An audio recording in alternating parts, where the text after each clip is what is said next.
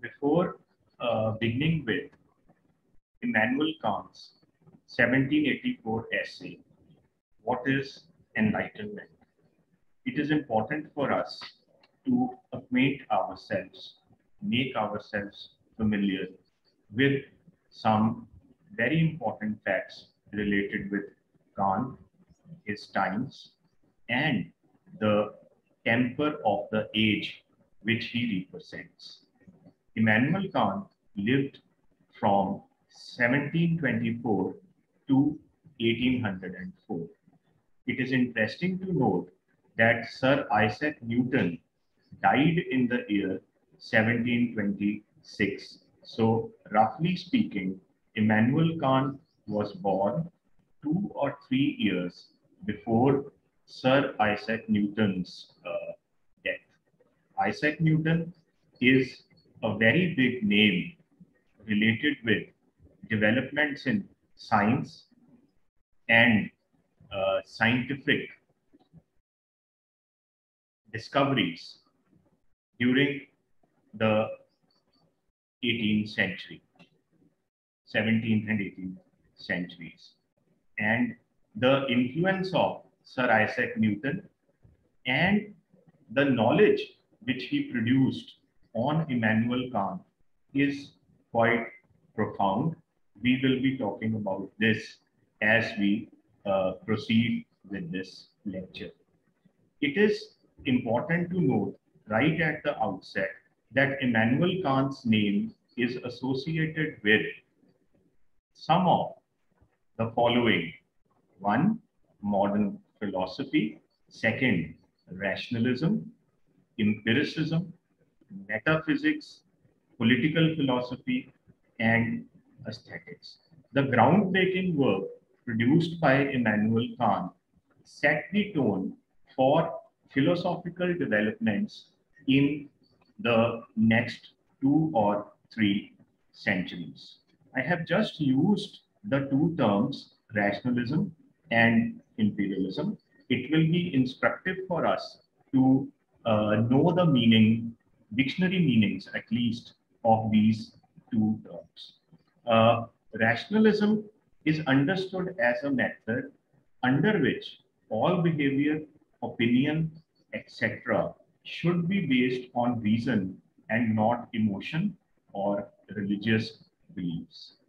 The second term, empiricism, means or it refers to a method under which use of experiments and experience is made to, rather than of ideas or theories, to attain knowledge of this world. Immanuel Kant is a very profound thinker and a very prolific writer. His work is characterized by a fecundity. He was a very productive writer who continued to write all through his life, particularly during his teaching days as a teacher in one of the major universities of those times. But most importantly, his name is associated with three of his very path-breaking works, which are treated as milestones in the sphere of philosophy. These are critique of pure reason, critique of practical reason, and critique of power and judgment, apart from the work with which we are concerned in the present lecture, an answer to the question, what is enlightenment? Just to remind you of a basic fact before we proceed ahead, that Immanuel Kant represents the age of science. He is one of the philosophers in the long line of philosophers, starting with Francis Bacon, Voltaire, Descartes, and many others, who through their works promoted scientific inquiry and scientific temper, and began or inaugurated a new kind of epistemological research, epistemological studies. So his name is, as I have already pointed out, most closely associated with metaphysics, rationalism, and empiricism. He does not only blend these three, but he also, as we will see in the later part of this lecture, he also tries to resolve the inconsistencies, the problems in these various terms. We can, going ahead, say that in Kant's work, we are confronted with an opposition, a distinction between reason and science on one hand, and tradition, religion and authority on the other. So this has a very clear implication that his works are oriented towards a new kind of thought where there is less and less dependence on traditional forms of authority, and there is greater and greater emphasis on two things. One is freedom, the second is autonomy, autonomy of human mind, freedom of human mind. We can use human mind as a synonym of human reason. He is equally a representative of an anthropocentric view of life, and his name is also associated with humanism because of the centrality he imparts to human beings in his in the theories and paradigms that he posits. I have already said that he was there was a tremendous influence of Sir Isaac Newton's discovery of the laws of nature through his scientific work on Immanuel Kant. There are many other philosophers who had an equal measure of influence on his works. One name that stands out is that of G.W. Leibniz. The second name that is closely or remotely, we can all decide after we have read Enlightenment, related with his works is the name of Swiss philosopher Jean-Jacques Rousseau. So this is our basic introduction to Immanuel Kant and the various terms that are normally associated with his work and with his name, as well as with his contribution to the field of knowledge. Now, as far as the term enlightenment is concerned, we can, in the form of a summation, in the form of a brief description, we can say that enlightenment was a reaction to the rise and success of modern science in the 17th and the 16th centuries. The discovery of the laws of nature, particularly as seen in Newton's discoveries, led to an optimism about the power of human reason. Second aspect which we can find in this age as well as in Kant's work, which is very closely associated, or which is one of the fallouts of enlightenment, the greater faith, the enhanced faith in human reason, is the increasing orientation towards what we see as individualism as against traditional authority. Now, before this time, all these changes can be associated with the simple fact that in the age prior to these times, there was an unquestioning acceptance of institutions like religion. There was an unquestioning acceptance of systems of morality, and uh, there was an unquestioning acceptance of the temporal authority in the existing political systems in the form of hereditary monarchies. Kant and other philosophers I have named stand for major changes because in their works there is greater emphasis on autonomy and sovereignty of reason. So definitely they do not favor any unquestioning acceptance of any kind of authority, nor we can, it is equally important to note, and this we will develop, this idea we will develop when we come to his distinction of the intelligible world, which is in simple terms the consciousness, and the sensible world, the world of experiences. So there is an assumption which must be used in the interpretation of Kant, the distinction between the intelligible world, the consciousness, and the distinction between the sensible world. But coming back to my point, I said that there is an orientation away from the tendency to accept authority unquestioning in an unquestioning way.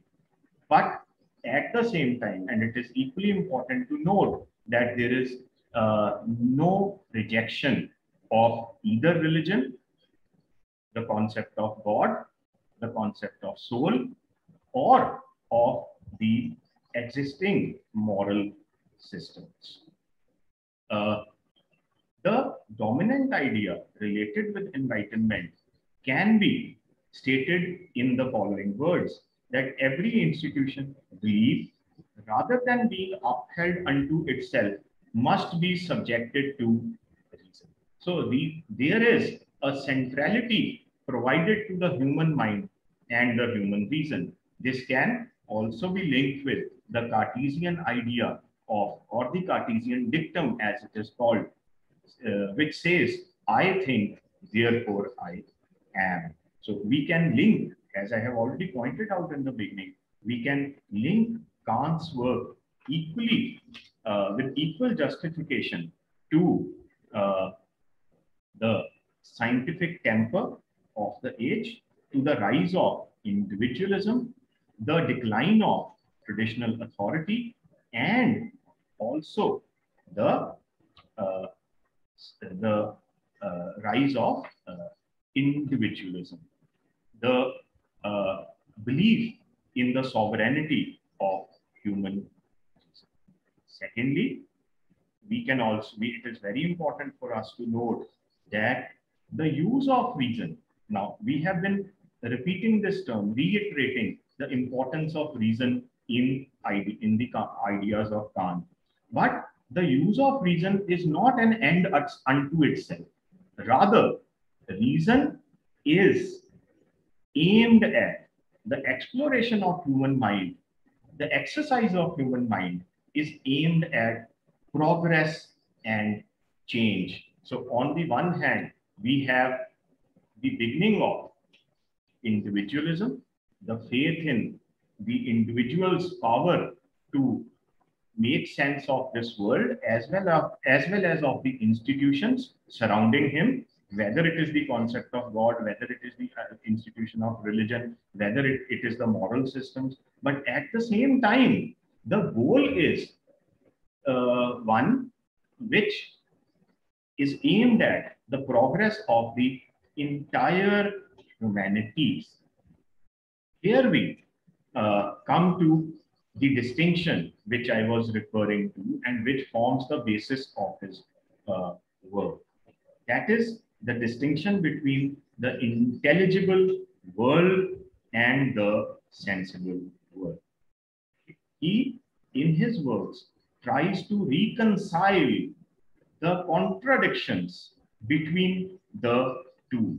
This is one way of approaching Kant, a very important element in his works with which he grappled throughout his academic career.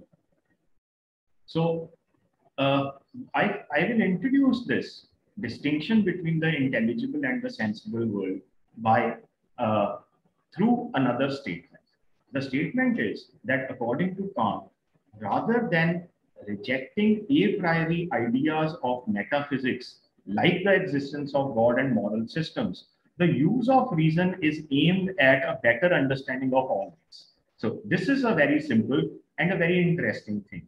So when we use reason to make sense of the world, to uncover the laws of nature, then the crisis of enlightenment begins to acquire shape.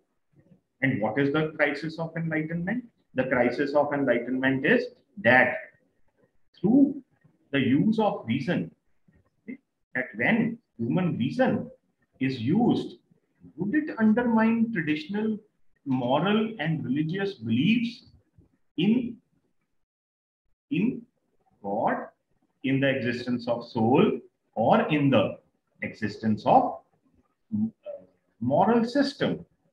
So there is an obvious contradiction or a clash between these two. And as I have said, Kant's work is not a radical work. He is not a radical philosopher. He is not someone who completely rejects and denounces or repudiates everything that exists prior to the foregrounding of reason as an important faculty in our pursuit of knowledge. That is not the case. Kant's work is a compromise or a reconciliation. Now, there are, as I said, the sensible world, the world of appearances, which is accessible to us through our senses. We can also call it the physical world. And Isaac Newton's work was basically related with this world, the world of senses, the world which we access through our sensory powers, through our senses, the world of appearances. Okay? So obviously, the subject of science is the world of senses. Science aims at discovering the laws of nature and understanding what is happening around us. Okay? Why do the planets move the way they do? What is motion? Okay? How does it occur?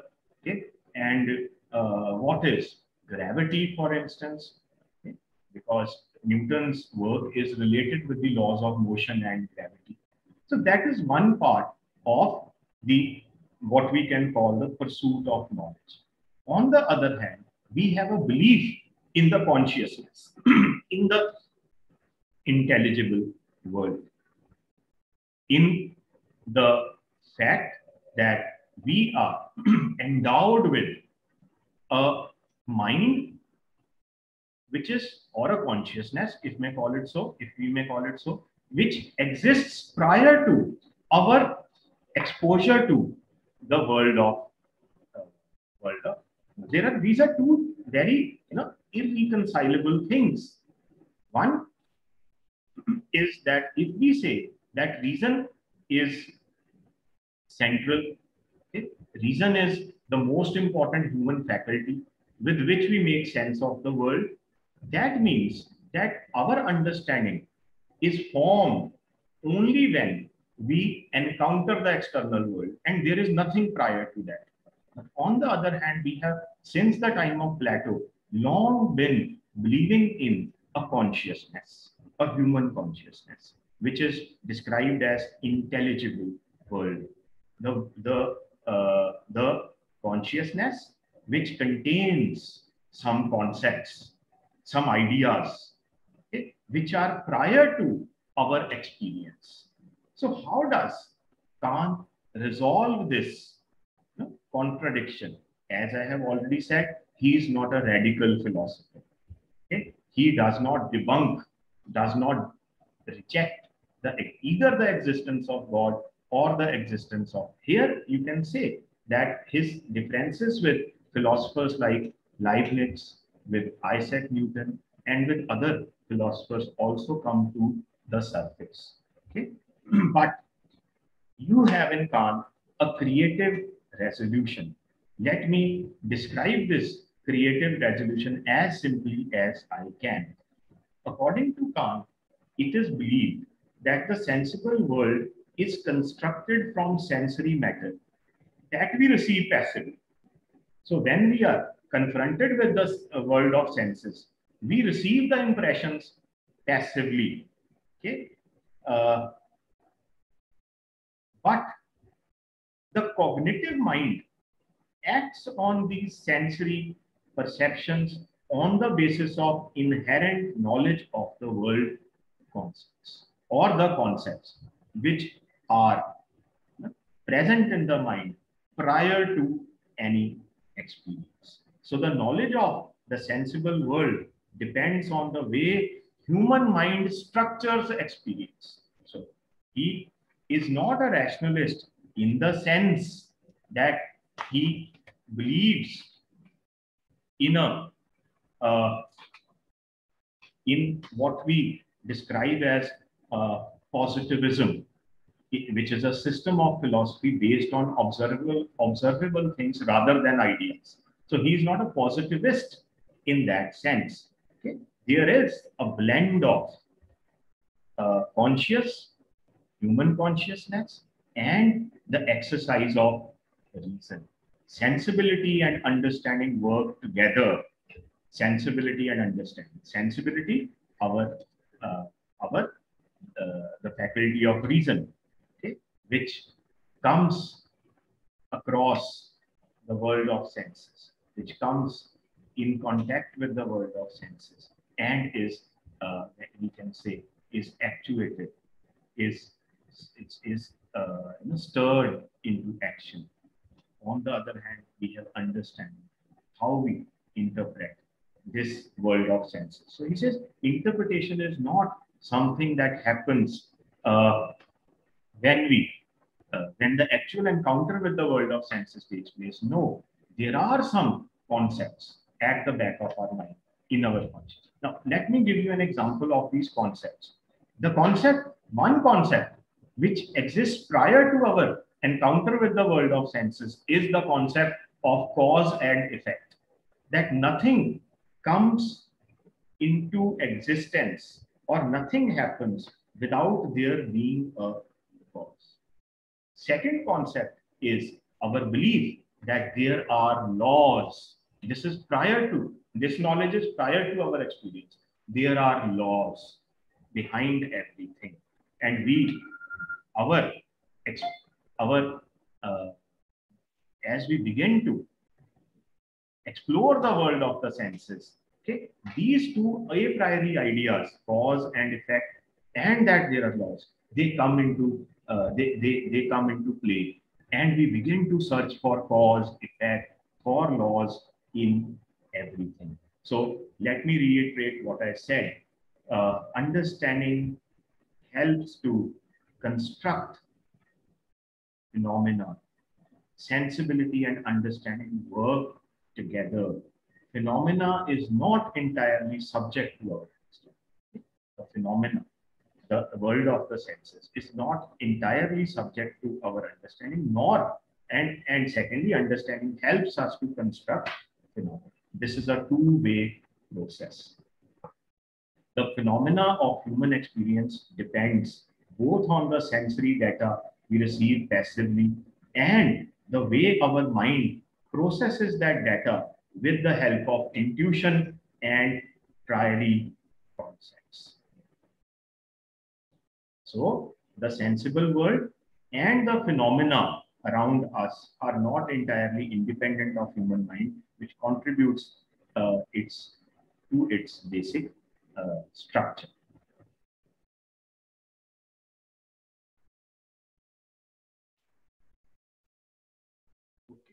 So the essay, What is Enlightenment, begins with the statement enlightenment is man's release from his self-incurred tutelage. The importance of Renaissance, the importance of enlightenment can be assessed from the fact that it has its origin in the 15th century Renaissance, and it culminates in the phenomena of modernity which we are experiencing even today. You will find it interesting to note that enlightenment culminated in a very important event that happened approximately 3 or 4 years after the publication of this essay, which was the French Revolution. So the very first line in the essay, enlightenment is man's release from self-incurred tutelage, appears to be very simple, but the implications are very, very serious. What is this freedom that he is talking about? In my first lecture, we linked enlightenment with the autonomy and sovereignty of human reason, the freedom of mind. And this state of freedom, conceived by Immanuel Kant, led to a far-reaching changes in the world. It is linked with the political and social restructuring of the entire world, and also with the pro-democracy movements that emerged at various places, particularly in Europe. And there is a long line of other phenomena which are a direct fallout of enlightenment. I can here refer to the long and very widespread imperialism, Western imperialism, the establishment of Western power over the rest of the world, which could happen only because of the better, superior material resources and material power that the Western societies began to possess directly as a result of the scientific and industrial revolutions experienced in Europe. So coming back to the starting of the essay, enlightenment is man's release from his self-incurred tutelage. We can say that in the simplest terms, tutelage can be equated with bondage. So from a historical perspective, Kant seems to be conceiving a shift from pre-enlightenment stage of bondage to a post-enlightenment stage of freedom. But it is very important for us to understand that this freedom, this emancipation, okay, this state of liberation is not linked with the physical existence. Rather, it has its basis in the breaking of mental chains, okay, in discarding prejudices, in abandoning ways of life which have, according to Kant, enchained man in this bondage that he's talking about. The first terms that he uses in the initial part of the essay are linked with maturity, adulthood on one hand, and the life of a minor on the other hand. Let me read one more line. Laziness and cowardice are the reasons why so great a portion of mankind, after nature has long since discharged them from external direction, natural litter, myroness, nevertheless remain under lifelong tutelage. So he draws a distinction between growing up naturally, becoming adults as we grow up, and becoming adults in the real sense through a process of self-realization and through mental mental freedom. So we are here reminded of the terms with which we started: autonomy and sovereignty of reason. We can add here that as far as Kant is concerned, reason is a liberating force from a self-inflicted state of dependence on external authority. Okay, man has been dependent intellectually, mentally on various forms of external authorities, has led his life according to the dictates, according to the wishes, according to the controlling mechanisms of either the state or the church or various other institutions under which man has been held intellectually in intellectual bondage for a very, very long time. So we can say that Kant envisages a new world of intellectual freedom, of mental liberty. But far from being an absolute fact, this all this is subject to a number of conditions, which we will try and understand when we uh, discuss his distinction between the public use of one's reason and private use of one's reason. Because what I said in relation to the crisis of enlightenment was that an uninhibited dependence on the material world is something we try to describe as the sensible world, the world we access through the senses. And if we believe that our exposure to the world of the senses is directly related with our cognition, and there is nothing prior to our exposure to the material world, there is a possibility of an undermining of all traditional moral and religious beliefs. Such a subversion is definitely not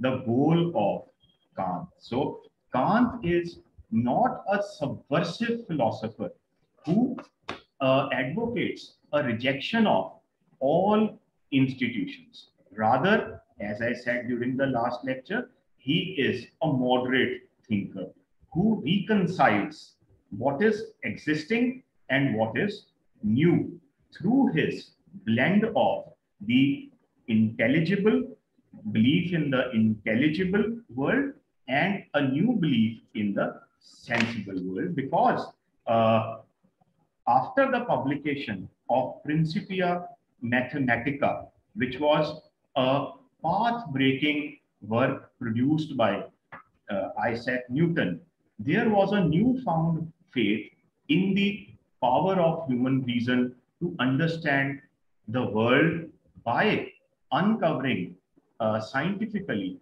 the laws of the nature. Prior to Newton, although there is a long line of thinkers like Copernicus, Halley, okay, who are responsible for a shift towards a more objective and a more scientific perspective towards the world. But Newton marks a very big moment in the his publication of, as I said, Principia Mathematica, proved that the astronomical world is not a clockwork produced by God. Because prior to Newton, it was believed that the astronomical world is like a clockwork, okay, which has been created by the Almighty Creator, and we have to look at it and marvel its complexity. But Newton proved in the form of equations and mathematical principles that the spheres and planets are held in their position through or with the help of a force known as gravity. So it was a time when there was a, a new faith. It was, I described it yesterday, as a reaction to the rise and success of modern science in the 16th and 17th centuries. So, but Kant occupies a philosophical space rather than a purely scientific space. In him, you have a blend of intellect and philosophy, of science and tradition.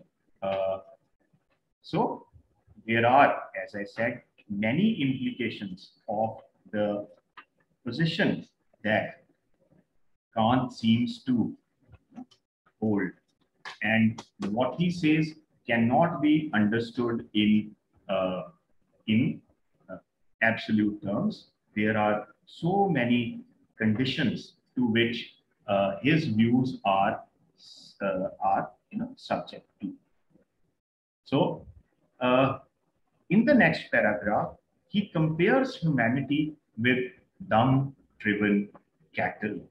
Okay. Let me read a portion of the essay for you. After the guardians have first made their domestic cattle dumb and have made sure that these placid creatures will not dare take a simple step without the harness of the cart to which they are tethered, the guardians then show them the danger which threatens if they try to go alone. What does this mean? This means that human beings have been reduced to thumb-driven cattle by the custodians of the various institutions, social, cultural, and political. Okay? And enlightenment is a phase when man can aspire to liberate himself from this condition of the dumb-driven cattle. So, true freedom here is equated with the freedom of mind, and bondage is equated with intellectual bondage. Man is compared to dumb-driven cattle because he is not intellectually free. At the second level, we can say that intellectual freedom is linked with self-realization. Thereafter, he goes on to say, for every single individual to work himself out of the life under tutelage, which has become almost his nature, is very difficult. Okay? But what is the way out of this bondage? What is the way out of this dependence on external authority? The first step is that man has to develop the courage to think for himself. Now, this is linked with, now let me here take a small pause and remind us all that Kant is one of the founding fathers of Western philosophy. Okay? And the ideas propounded by Kant are related with two very important ideas which are dominant in Western philosophy.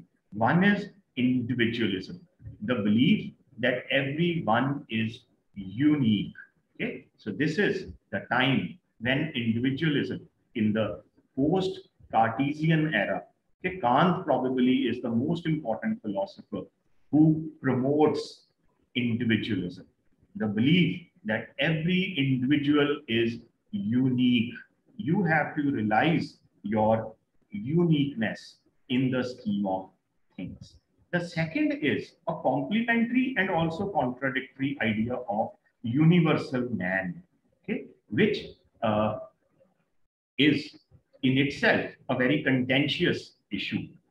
The idea of universal man is linked with the belief that the humanity has a common fate, that our problems and our situations and the condition of human life is the same everywhere. So this goes contrary to particularism. Particularism is, on the other hand, a belief that every society and culture is different, that that earth or this world is characterized by diversity. Now, coming back to Kant, by proposing the belief that every man should take the responsibility of his life through a process of self-realization by looking in and by making sense of the world around him through the use of his reason, we can say that this kind of individualism, okay, and at the same time, the belief that the use of reason is linked with the use of reason can lead us to a better condition of life. It can ensure collective progress. It can ensure collective progress, collective growth in human societies. So these two ideas seem to go in the direction of homogenization of the world, okay, against particularity. So this is very important to realize, and individualism and universal, the idea of universal man, are central or have remained central to Western philosophy. So let me go back to the point I was making, that intellectual freedom is linked with self-realization. And the first step towards freedom involves looking within and taking control of your life. The second part of this section that we are discussing deals with the role of the intellectual. So the role of the intellectual is not only to attain self-awakening, but also to promote self-awakening. Here, Kant seems to be reflecting on his role also, because he says that the people who we look upon as the custodians of the various institutions of the social world, okay, are better, are more powerful, and it is their duty not only to rejoice in their power, but to disseminate the the knowledge which they possess. So this idea is expressed in the following line: for there will always be some independent thinkers, even among the established guardians of the great masses, who, after throwing off the yoke of tutelage from their own shoulders, will disseminate the spirit of rational appreciation of both their own work and every man's vocation for thinking for himself. Thus, the public can only slowly attain enlightenment. Now, this is the last point in this opening section of the essay, that enlightenment is a gradual process. Okay? Enlightenment is very slow. Okay? The progress from ignorance to knowledge, okay, cannot happen in a very short span of time. Okay? And it is not, it cannot be compared to a revolution under which a despotic ruler is overthrown with the use of violence. Rather, this is a slow and gradual process where the light of knowledge is, spread among the humanity in general, and people cast away their the yoke of dependence, and through self-realization, through the use of their reason, through by questioning everything around them, attain a better status in life.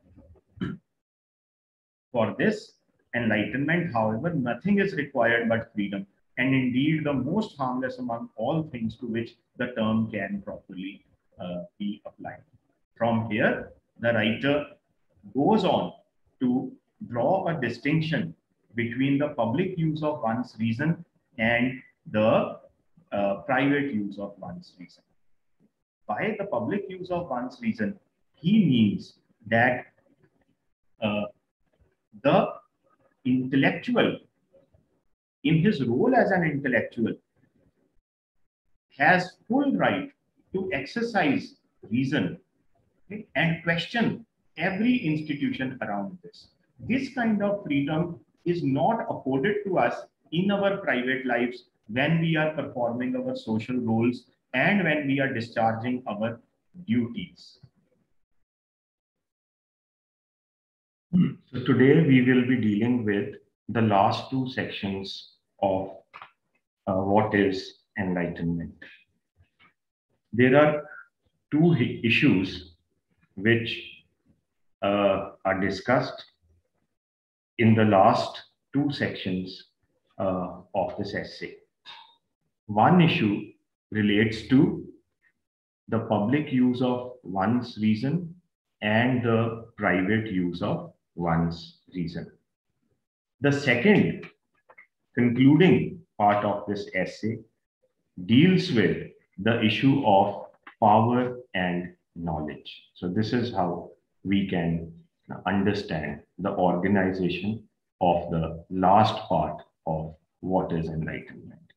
One section deals with public use of one's reason, private use of one's reason. We have already seen that in the first part of this essay, the writer upholds the importance of reason, the autonomy and sovereignty of reason, but with some conditions. Those conditions will be made even more clear here in the last two sections. What are the conditions according to which the use of reason should be exercised? I have already made it clear to you that for him, use of reason, the autonomy and sovereignty of reason, what he calls freedom from mental bondage, cannot be understood in absolute terms because Kant is not a radical thinker. He tries to maintain a balance in his ideas, and that balance becomes very clear in relation to these two issues we are going to discuss today. He introduces this through a question: which restriction is an obstacle to enlightenment and which is not an obstacle but a promoter of it? I answer, the public use of one's reason must always be free, and it alone can bring about enlightenment among men. The private use of reason, on the other hand, may often be very narrowly restricted without particularly hindering the progress of enlightenment. By the public use of one's reason, I understand the use which a person makes of it as a scholar before the reading public. Private use, I call that which one may make of it in a particular civil post or office which is entrusted to him. So this can be more clearly understood as public use of one's reason should be subject to no restrictions. This is his point. He begins by asking a question that should we subject the exercise of reason to some restrictions? The answer is this. One, that when we make public use of our reason, okay, there should be no restrictions, because there we are making use of our reason as intellectuals, as thinkers, and as scholars, or even as public figures. There, no restrictions on the use of reason should be imposed. On the other hand, when we make private use of our reason, there have to be some restrictions because here we are making use of our reason in our social roles while performing our duties and social responsibilities. So here there is a demarcation in the role of human beings. On one hand, as thinkers, on the other hand, as public servants, as members of the community who have some prescribed roles to play as a doctor, as a lawyer, as a priest, or as someone else. He believes that when we are performing our social roles and duties, okay, we are not entirely free to think the way we want to think. Uh, it is very important for Kant to maintain social hierarchies, social order, and social harmony. It is very important. It is, or we should say, it is as important for the welfare of the society as it is to set the faculty of reason free from external authority. So, to cut the long story short, we can say that when we are functioning as public servants, when we are performing our social roles, our duties, when we are discharging our responsibilities, okay, in the society, then there are some restrictions to be imposed on the use of reason. Okay? In such cases, the use of reason cannot be entirely free from all restrictions because of the simple reason that he does not equate the use of reason with disobedience to the superiors. He does not equate the use of reason to violation of social hierarchies. He does not equate social reason, use of reason to defiance of authority. Okay?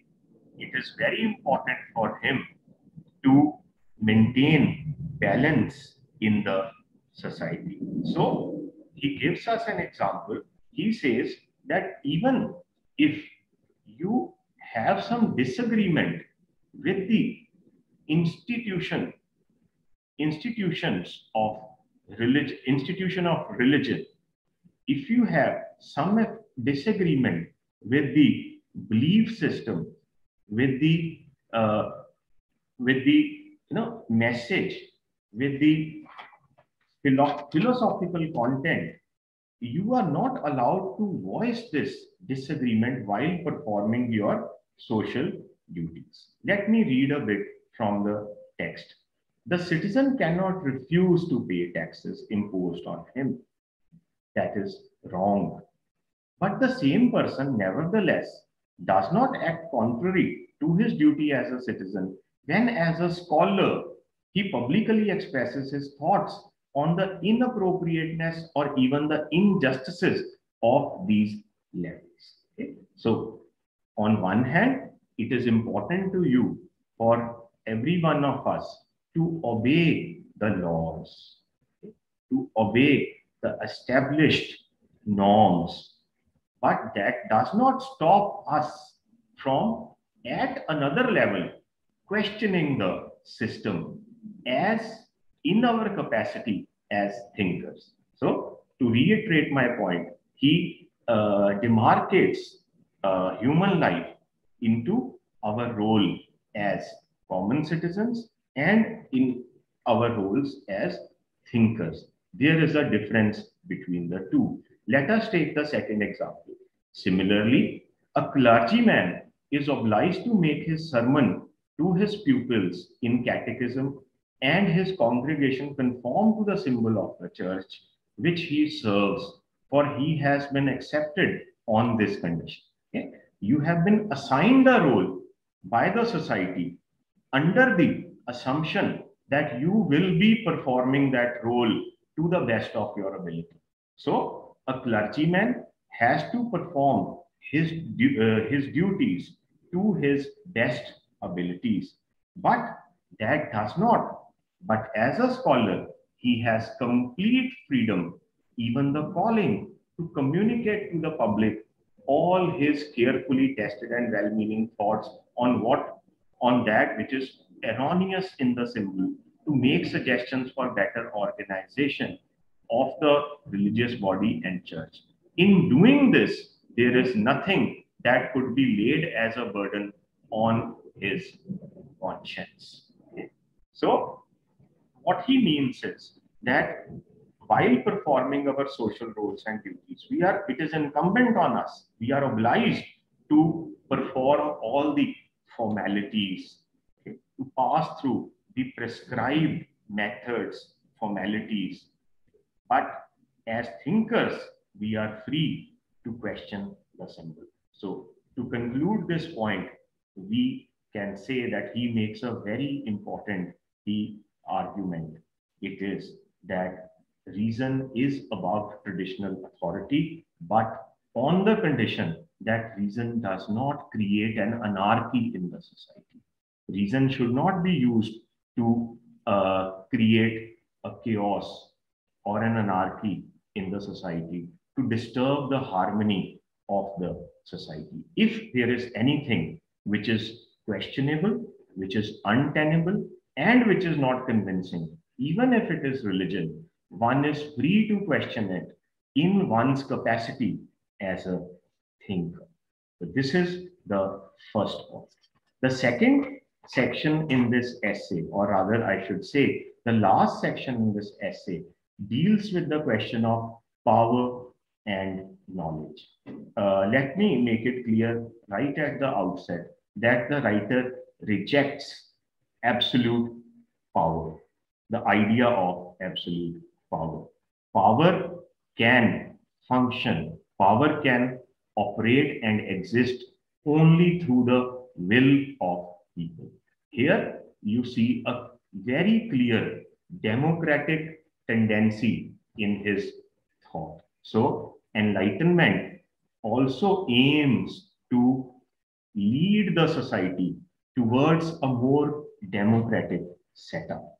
So he asks a very simple question that can there be any curbs or restrictions on human thought imposed by temporal authority as manifested in the church or in the king to halt or to prevent change? Let me reformulate this question. This is the question he asks at the beginning of the last concluding section. That can the monarch or the clergy forbid people to think independently because of their fear that the exercise of reason on the part of the common citizens can question their authority, or can otherwise prove disruptive for the systems of power, or what we know as the establishment.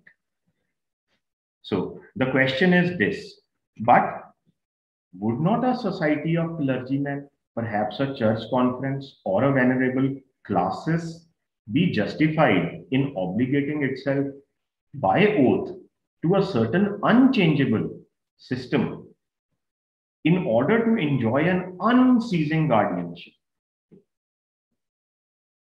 over each of its members and thereby over people as a whole? So his simple question is, can power be absolute?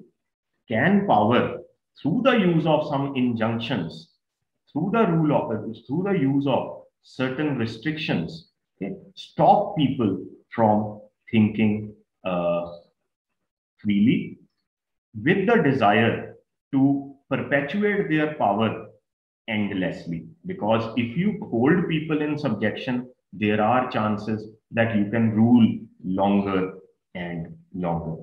The answer is that such contract made to shut off all further enlightenment from the human race is absolutely null and void, even if confirmed by the supreme power. So he says such an arrangement is not justified.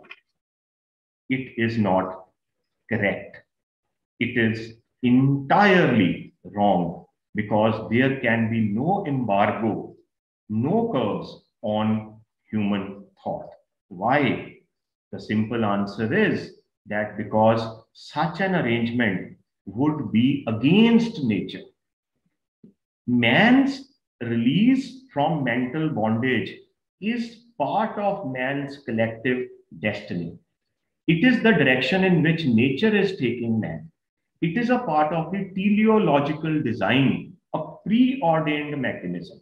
So, no individual despot, no dictator can come in the way of the destiny of human beings.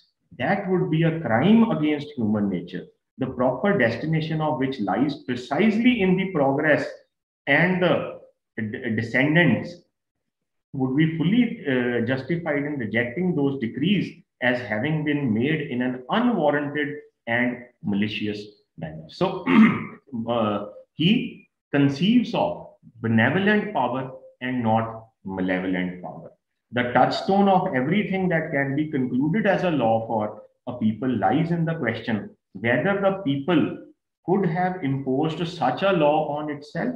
So he says, kings and monarchs rule with the consent of the masses, through the participation of the masses, not autocratically.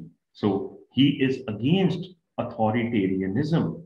Okay, so let me repeat my point that man's release from mental bondage or ignorance is his destiny. That is the design, that is the grand plan of nature for man. Okay, because he's a humanist. Okay, according to him, nature has a grand plan according to which life is progressing. And he says enlightenment is a stage of human progress which has come or which has arrived after a very, very long time when man is preparing to break the shackles of bondage and dependence on external authority. So it is not only preordained, it is linked with the purpose of existence. So, but to unite in a permanent religious institution which is not to be subject to doubt before the public, even in mankind toward improvement, thus working to the disadvantage, that is absolutely forbidden. He says any attempt to check, to hinder intellectual progress, freedom from ignorance is forbidden. Okay? It's forbidden. It is not in consonance with an ideal state. Okay? And what a people may not decree for itself can even less be decreed by them by a monarch. A monarch cannot be autocratic and cannot rule arbitrarily over the people without taking into consideration their will. And he ends this section with a quotation, Caesar non est supra grammaticos, which means that knowledge is above power. This is a very important statement, that knowledge is above power according to this view of enlightenment. Okay? A good monarch forsakes authoritarianism. A good monarch represents benevolent authority and not malevolent authority. In the next section, he again asks a question. If we are asked, do we live in an enlightened age? The answer is no. But do we live in an age of enlightenment? He says, yes. Okay, we are living in an age of enlightenment, but not an enlightened age. As things now stand, much is lacking, which prevents man from being or easily becoming capable of correctly using his own reason in religious matters, with assurance and free from outside pressure. But on the other hand, we have clear indications that the field has now been opened, wherein men may freely deal with these things, and that the obstacles to general enlightenment or the release from self-imposed tutelage are gradually being reduced. In this respect, this is the age of enlightenment or the century of Frederick. Now, Frederick was the actually he's referring to Frederick II, who was the king of Prussia from 1712 to 1786. He has been known to be a patron of art and enlightenment, but more importantly, his name is linked with enlightenment absolutism. Now, absolute monarchs were those monarchs who were influenced by the ideas of enlightenment and who used perpetuation of knowledge, okay, to enhance their power. So we can say that it is a model of power, okay, which was quite common during those times. It has been very common. We have known kings who have been patrons of art and knowledge, okay, and who became popular by virtue of their encouragement, patronage given to arts and knowledge and other forms of creative pursuits. So let me conclude this discussion by reading a few more lines from the last section of this essay. A prince who does not find it unworthy of himself to say that he holds it to be his duty to prescribe nothing to men in religious matters, but to give them complete freedom, renounce the haughty name of tolerance. Okay? An ideal prince is one who gives his subjects complete freedom, is in himself enlightened and deserves to be esteemed by the faithful world and posterity as the first, at least from the side of government, who divested the human race of its tutelage and left each man free to make use of his own reason in matters of conscience. For an example, gives evidence to such a government that in freedom there is not the least cause for concern about public peace and the stability of community. Let us now, in the last, just recapitulate what all we have said.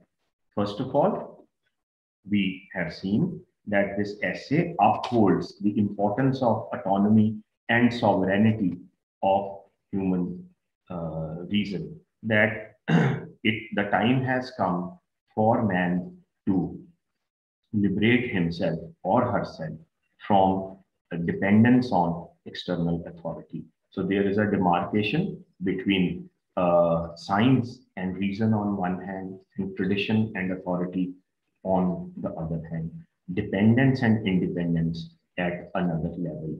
Okay? So Kant advocates the use of reason, and Kant lived during a period when major scientific developments were taking place. I have referred to the name of Sir Isaac Newton, Principia Mathematica, which changed the face of the world, and it changed the way we looked at our universe. It was a moment which gave human beings confidence in their ability to understand the laws of nature. So one part is this. Kant, on the other hand, is a representative of Western philosophy, in which two ideas take precedence over others. One is individualism, that every individual is unique, and second is the idea of universal man, okay, that which gets manifested in the belief that man has a common fate. Now, this goes against another kind of an approach to life, which is linked with particularism. Particularism basically is a belief that every people, every society has a different culture. So this obviously is opposed to the idea of common fate, common destiny, which is alluded to time and again in this essay. The second part of this essay deals with the private use of reason and the public use of reason. In he says his view is that in the public use of reason, we act as thinkers, intellectuals, and scholars, and we address our audience is the general public.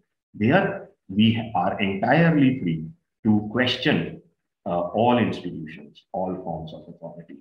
On the other hand, he also craves for balance in the society because he's not a radical thinker. Okay, he thinks that it is very important to maintain harmony and balance in the society, and that is possible only when we perform our social duties to the best of our abilities without any defiance to authority. The use of reason cannot be equated with the disobedience towards our superiors or a violation of social hierarchies.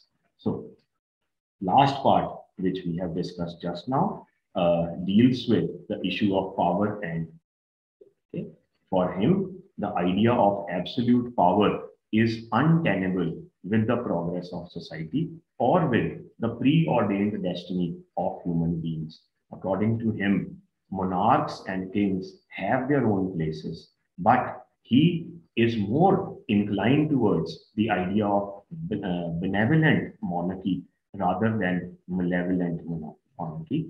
Okay. An autocratic and arbitrary ruler can rule, can exercise power for some time, but ultimately only those rulers have a place on this earth who use their powers in accordance with the wishes of the people. So these are in a nutshell